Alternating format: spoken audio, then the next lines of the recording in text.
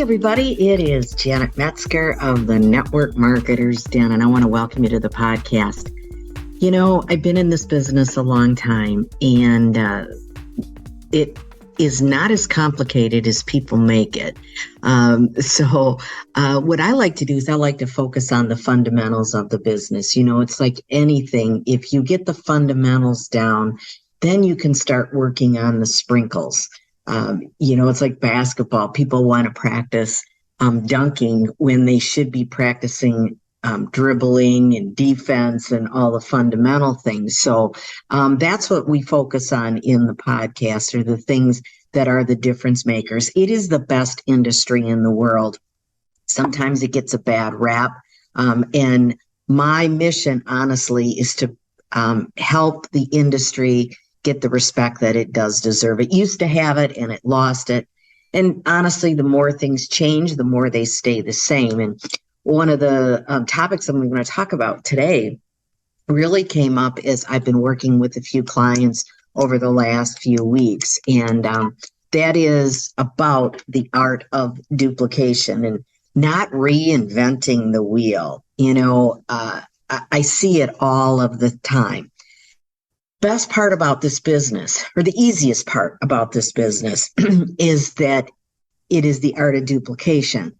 But you can't be reinventing things, doing things differently, and expect duplication. It's kind of like, it's got to be, to a certain extent, a little bit of cookie cutter. Even though I'm not a cookie cutter person, the tools are out there, you want to use them.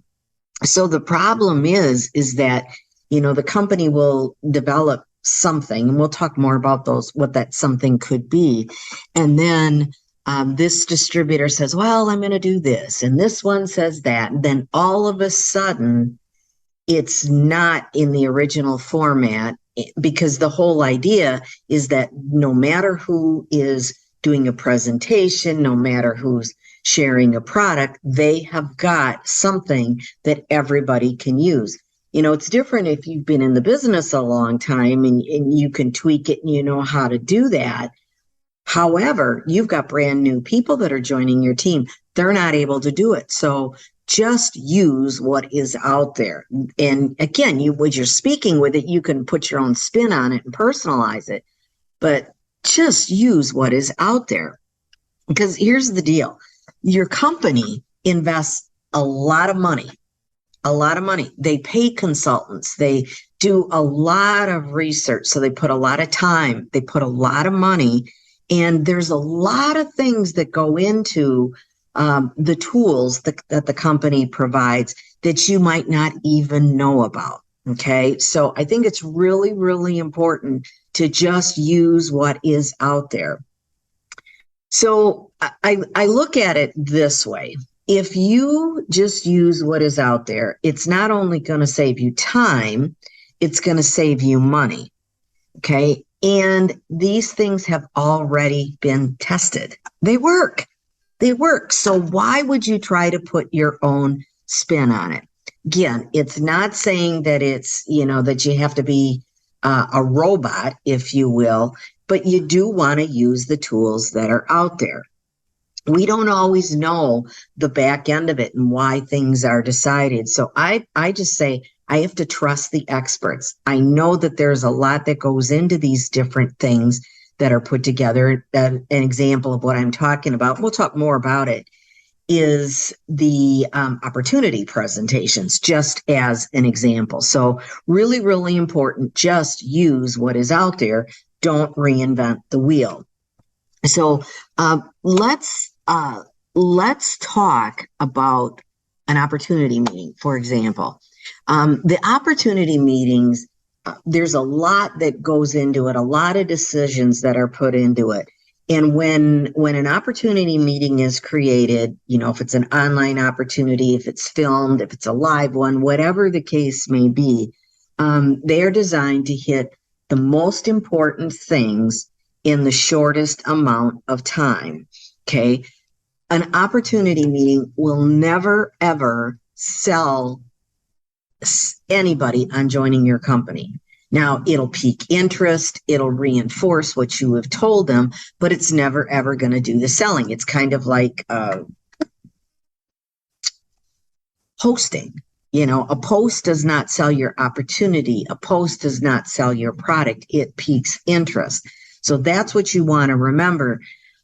Too often, what people will do, there's an opportunity that the company will put together, and there really is a methodology in terms of the amount of time it should take. Sometimes you'll find opportunity meetings that'll take an hour, hour and a half, 2 hours. Nobody wants to sit that long. Nobody has the time. Even if they did have the time, they don't want to use that time in 2 hours. So when an opportunity meeting is designed by your company or any sort of a training call, the amount of time is figured in.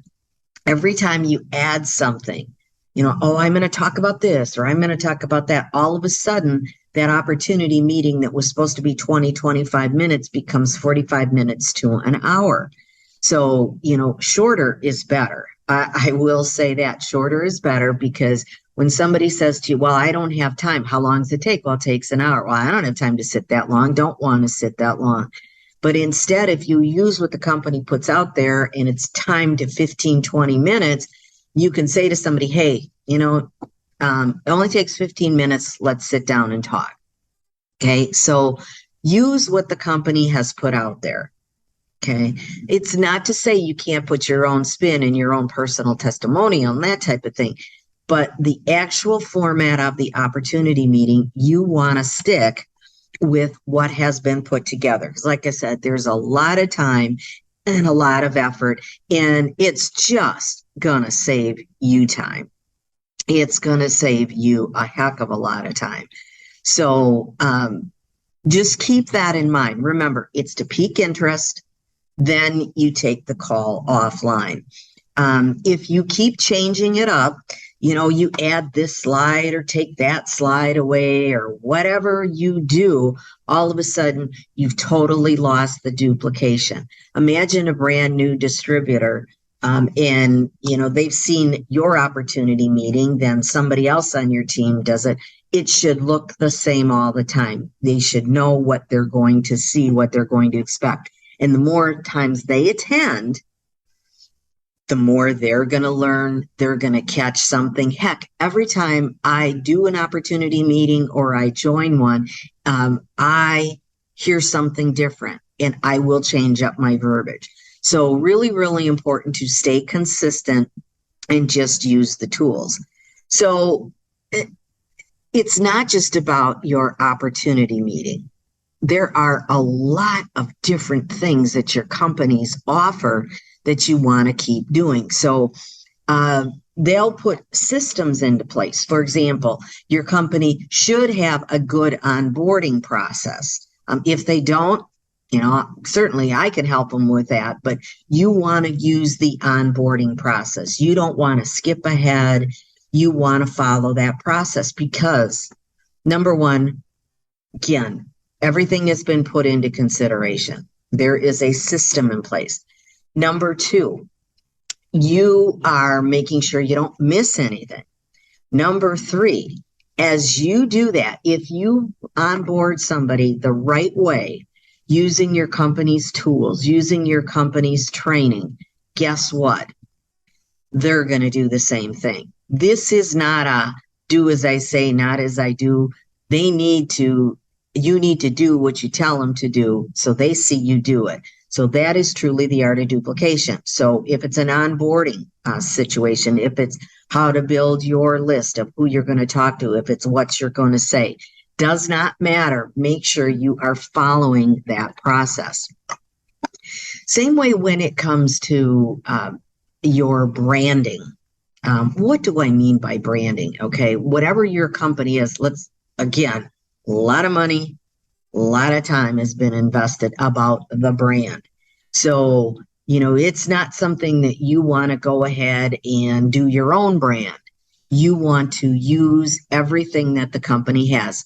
Most companies will offer to you the JPEG files or the PDF or whatever. I got a marketing guy. I don't do that, but I can supply the right graphics. So for postings, etc., everything meets the company standard. So it's very, very important that you use what the company is putting out there. I'll take it to the next level with that. So it's the branding is if you use your branding for posts on social media. That's an example. Another example is if you have signage, if you do events and you want to create some signage, just don't use your own graphics. Not to say that you can't have signs created, but make sure that you are supplying the right graphics and you can get that from your company. Once again, branding, you want them to recognize it. If you wear clothing that represents your company, if your company sells it, buy it from them. Get it from them because they've done the quality control, they've got the right coloring, et cetera, et cetera. If they don't, then what you want to do, again, work with a reputable company and use the logos right from the company. When it comes to anything, tote bags, whatever, make sure you have got the right branding on it. If you are someone if your company offers business cards, yes, you could go have business cards made. You know what? Use the company business cards. It's already there. It's simple. It's fast. It's easy. There's a real good chance that they have done the work. So you can actually spend less money, but it's quick. It's fast. It's easy. So use those tools. Same way, samples. Okay. Use the company samples. Yes, you could maybe put them in a little baggie, but how professional is that? Okay, so use what the company puts out there. It's so, so important.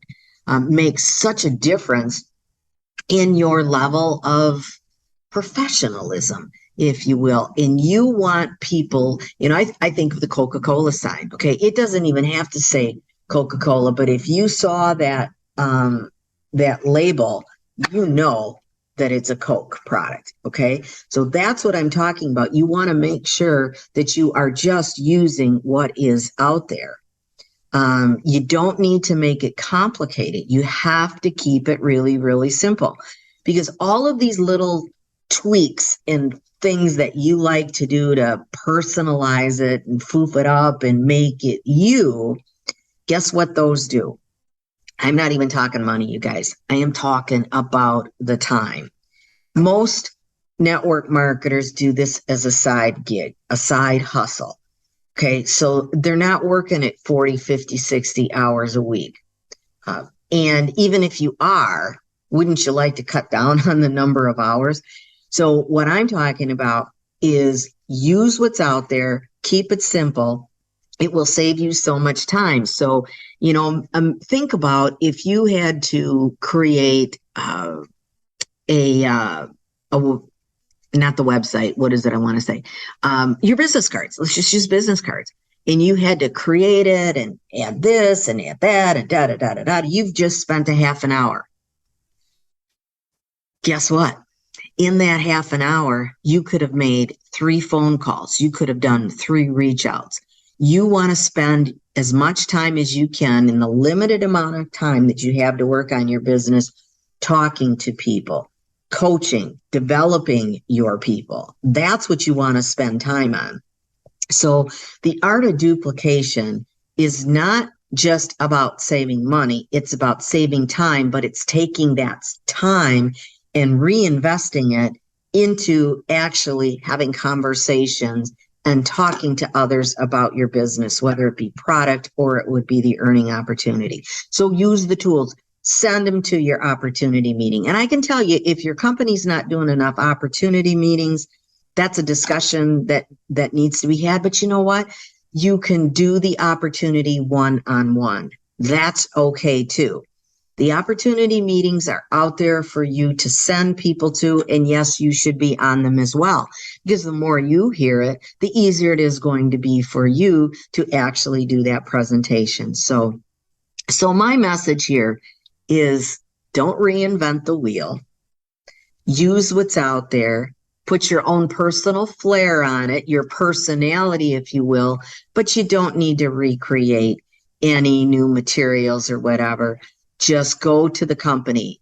Look there before you leave. Do your due diligence. Make sure it's there. If you have a good relationship with the top folks in your company or the marketing people, and you don't have anything, give them a suggestion. Hey, this would be great, because you know what? The company wants you to use the brands that they have. And if they don't have it, they might not even realize that it's needed. So this is Janet Metzger saying goodbye. This is the Network Marketers Den. Love to see you in our Facebook group called the Network Marketers Den. It's a free group that you can join. The other thing that if you have any questions, certainly reach out to me. If you go into the show notes, you can schedule a call with me. We'll hook up. I'll answer any questions for you. If your company is looking for any additional ideas and you want to have me talk with them on your behalf, happy to do that. So go out there, have some fun, but don't reinvent the wheel. Take care, everyone. Bye-bye.